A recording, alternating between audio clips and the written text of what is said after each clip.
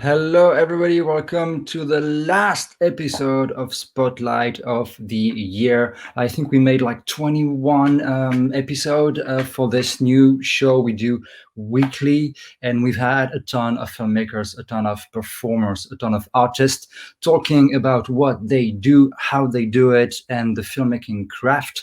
And the last guest I have this season is Nini. She was in 2018 at the Paris Art and Movie Awards with a movie called The Dark of Night. The movie stars Sam Rockwell, Leslie Bibb. It's directed by Robin Wright, and she was a producer on this. It's my great pleasure to get Nini with me on Spotlight. How are you doing? Hi, Matt. How are you? It's been a while.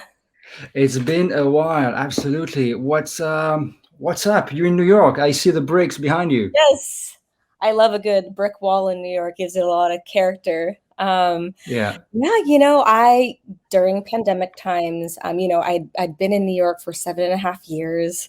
Thought I And then I quarantined with my family back in San Francisco for about 6 weeks and thought I wanted to move back there. Made my exit, and now I'm back in New York. So Cool. it's been So a you while. were with us. You were with us in 2018 with that film, The Dark of Night, which is it's always kind of impressive and out of the usual to have a short film with such big stars Yeah. in the cast. Sam Rockwell, Academy Award winner, Leslie Bibb, and even everybody in that movie is a name cast. Such So a can you high tell me caliber. Yeah. how did you work in that film? Were you at the origin of the film, or were you hired to Yeah. work on it? So the biggest blessing working with Robin and on House of Cards was that everybody really advocated for each other's films. Now, I was introduced to the writer Denise Myers through a mutual friend, and she had this script. And every season, everyone seemed to have their own short film. And it was season 5 for us. And I was like, you know what? I'm going to do a short film this year. And the thing about House of Cards is that like everyone is willing to donate their time, and it's been, it was so they're like family, right? And Yeah. so we read the script. I teamed up with a few other crew members, which were all producers on it, and then we brought it to I believe Robin first. She loved the script, and I have a funny story actually. So I was on a plane going from New York to LA for the Emmys. And I was sitting next to Leslie Bibb, and we didn't know each other at the time, but we started making conversation. She is such a friendly person and such a talented and hilarious human. And so we were talking about New York a bit. We found out we lived in the same neighborhood in New York. And so we're like, we got to stay friends, have a drink, something. And so, our schedules got a little busy, but then we were finally able to meet up. And I said, hey, I have this script. Robin's going to direct it. We'd have everything down in Baltimore. And, let me know what you think. And slowly, just like all the pieces started coming together. And, first she signed on, and she had her friend Callie Thorne sign on, and Michael Yeah. Godert, and Sam became like the last piece of it. And so we had such a phenomenal cast, and our crew is so talented. Not only were they shooting 5 days a week for 12 plus hours a day, but on the weekends and before or after work. The diner that we shot in Yeah. is the diner from the movie Diner from Barry Levinstein, Levinson, um, Levinson. Levinson, excuse me. And and everyone put their heart and soul into it. Yeah. And So basically, it's a family team from yeah. House of Cards Mhm. doing a side project Mhm. for fun because everybody loves making movies, Yes. and then because you get the ball rolling. Yeah. You meet somebody, you have the script, and you get the script to be read, and Mhm. then it happens. So Yeah. that's almost, it sounds like the magic recipe. Sometimes it just happens. Did you realize at the time that you were going to direct such a good film and such a big short film? Yeah, so you just don't know until it happens. And Yeah, so the most rewarding thing was, seeing, you start off with these words on a page and you make some edits and you work with the actors and Robin, the director, and then you see it come to life, and on the day of it, and I couldn't believe my eyes, because it just works itself out, and yeah, everybody on the crew was so accommodating. We had a day and a half to shoot this, so it was 10 pages. And because of turnaround times for not just SAG, but the different unions on House of Cards, you have to give them a proper 12-hour turnaround. So we yeah, had most of the day on Saturday, and then we had a half day on Sunday. And the fact that we were able to pull this off, I mean, there were a lot of little, mishaps that you have to, with timing and everything and special effects, and that we had to rearrange kind of what the shots were based on our timing. yeah. So did I know that this was going to be as big as it was? I didn't, but I'm so grateful that, I had such a amazing team to work with and such advocates for each other's films. It was incredible. Because it's also a movie. I remember when we got your interview at the Paris Art and Movie Awards, you mentioned multiple times the movie is about female empowerment. It's Yes, about having strong female characters, absolutely. strong, 100% active in making decisions, in being the leads of the Yeah. story. Is it? I guess it's still something that you do care about. Yes, absolutely, absolutely. Um, I've been working with Denise on a couple projects, and she's a big advocate for that. And her writing, she's so talented that, and I think that was especially such a big time, and it continues to be a big movement to advocate women to being on the power ground. We don't always have to turn it over to the man. We can take the reins on our own and power through. You know. Yeah, So, with that said, I think that a lot of the things that I've been gearing towards have a story of just empowerment, not just, male or female, but just like as a human, yeah. right? Yeah. Having characters that are Yeah. going to lead a story, and an interesting story to watch and to learn about. Yes. Definitely.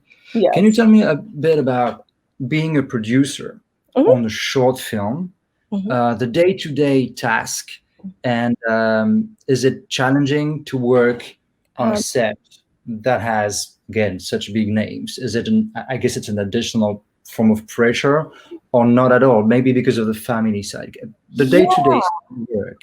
So I think when you have to wear a lot of different hats, and I think in a lot of films, producer, like there's so many different types of producers. Sometimes when you look on the screen, there's like, you Yeah. see like 12 producers. But for me especially, I was the one kind of working with all the department heads. Hmm. And then at the same time, because Leslie became more of a friend, I was working more of the, like talent relations and making sure that Okay. everyone's taken care of there. We just all had to wear, a lot of different hats. And then on top of it, I was pretty much in charge of the fundraising of it. A lot of people donated, which was incredible to have, support of friends and family. That was very, very big for us. And then, so I think that at the time I was managing a lot, and sometimes you kind of felt like it was like hard to breathe a little bit, Yeah, because it gives you anxiety on the it daily does. of like certain things were that if it's all going to work out. Like at one time, we didn't think that we could get like one of our cast members, and then that would have wiped out our entire cast. you know?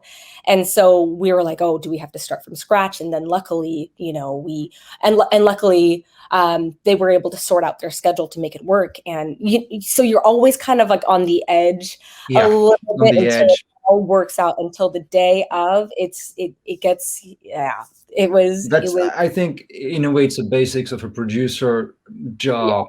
His job is to adjust, adapt every day, anytime, to any yeah, situation, and yeah, still make the movie happen.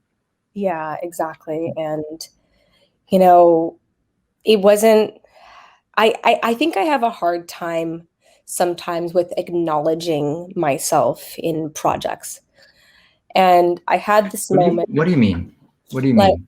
I have a hard time acknowledging myself in a sense that it wasn't until, everyone's like, congratulations, congratulations.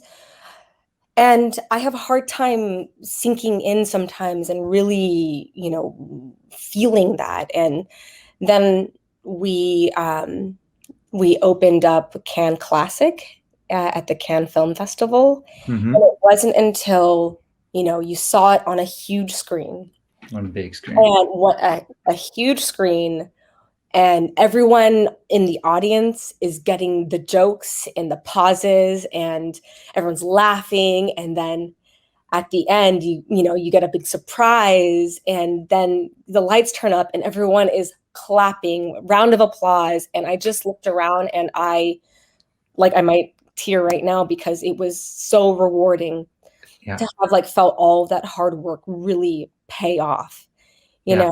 and be It's acknowledged. Yeah. it's a magic moment when the movie's made and you have the first real audience watching it in real conditions. Yep. It's the moment, personally, I feel the movie is getting out of my hands, Yep. and that's at the same time a relief, and that's at the same time extremely scary to Yeah. lose all Yeah. of a sudden any control over a piece Oh, of yeah. work you've been on for so long. Yeah. You want so bad to, I don't know if I mean, maybe you just want so bad to know, or, that an audience is affected. But I remember one of, I was in the editing room, like with Robin and our wonderful editor, Alfonso. And I, got the power to, there's this part where I was like, it needs more time. It needs more time. They need to let it sink in just a little more. And then you see it play out on the screen, and like, yes, that worked very, very well. Yeah. It's quite wonderful. What was, you've been to a few festivals with the film, for the Paris Art and Movie Awards. Mhm. What was the role that the festival played into launching the film? Did it have an impact in any way in the path the movie followed? For your award show, or For the award show and for the participation in the festival in Paris. yeah, yeah, absolutely. I think what was so wonderful about your festival is that you have so many wonderful guests there, and also other people who are just so interested in what you're doing. And so the contacts that were made, I still keep in touch with a few people from there.